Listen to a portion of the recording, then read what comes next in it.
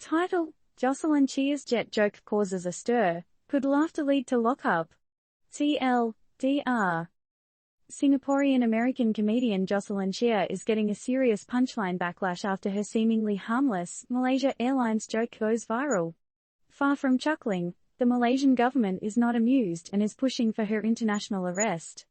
Will comedy clubs become the new courtrooms? You've heard of comedians leaving their audiences in stitches, but how about leaving an entire nation fuming?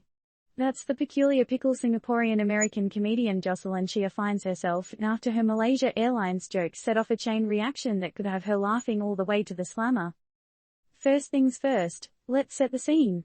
It all started back in April, at a comedy club in the Big Apple, where Chia let loose a quip about the infamous 2014 Malaysia Airlines flight that disappeared without a trace. Now, any good joke requires a punchline, right?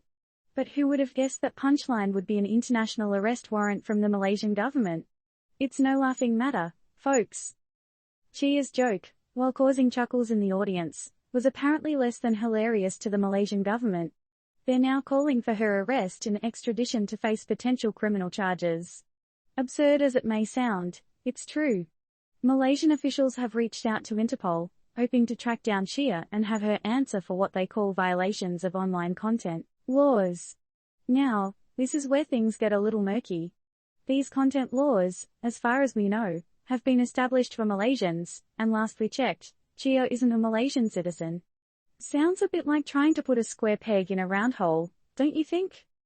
Meanwhile, Chia, caught in this international whirlwind, is probably having second thoughts about her choice of punchlines. A comedic jab at a mysterious and tragic event has put her in the crosshairs of a government with seemingly no jurisdiction over her. Could this be a watershed moment in the world of comedy? Could jokesters need to start thinking about more than just their punchlines? Maybe they should be considering international laws before getting up on that stage. But isn't comedy all about pushing boundaries, about shaking up our perspectives, and making us laugh at the unthinkable? If a comedian can be dragged across borders for a joke made in jest, what does this mean for the future of humor? Could this turn the world of comedy on its head, or will it all be laughed off as just a bad joke in the end? So, dear readers, let's get down to the real question here. Where do we draw the line between a joke and an offense? And more importantly, should a comedian be held internationally accountable for a punchline? Let's hear your thoughts.